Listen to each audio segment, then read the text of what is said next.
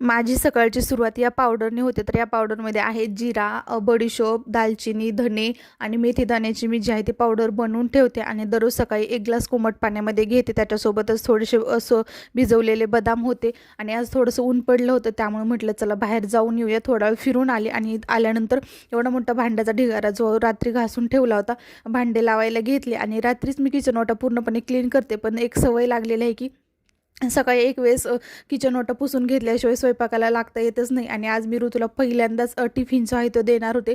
आणि त्याच्या स्कूलमध्ये कंपल्सरी चपाती भाजीच द्यावी लागते.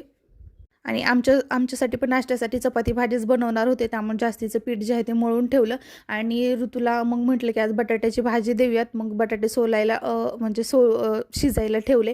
आणि आमच्यासाठी बनवणार होते शिमला मिरचीची भाजी. त्याच्यासोबतच ऋतूच्या पप्पांसाठी मी डाळिंबाचा ज्यूस बनवण्यासाठी डाळिंब सोलून ठेवले. आणि माझ्यासाठी मी जे आहे ते इथं दररोज बीटरूटचा जो आहे तो ज्यूस बनवून घेते. तर इथं नाश्ता करायला पण उशीर होतो, त्यामुळे हा ज्यूस खरंच खूप टेस्टी आणि छान लागतो. तर आज माझ्याकडे फक्त बीटच होतं, नाहीतर त्याच्यामध्ये गाजर, आवळा वगैरे टाकून मी घेत असते. त्याच्यानंतर लगेच आमच्यासाठी शिमला मिरचीची जी आहे ती भाजी करून घेतली आणि पटपट चपात्या पण बनवून घेतल्या. तर व्हिडिओमध्ये दाखवल्याप्रमाणे अशा जर खरंच पटपट चपात्या झाल्या तर किती बरं होईल ना.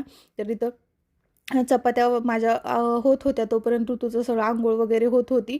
आणि लगेच मी ऋतूसाठी टिफिन भरायला घेतला. तर खरंच मला खूप छान वाटत होतं. आज पहिल्यांदा मी त्याच्यासाठी टिफिन बनवत होते. तर आणि अशा चपातीचे मी तुकडे करून देते, जेणेकरून त्याला खायलाही सोपं जाईल.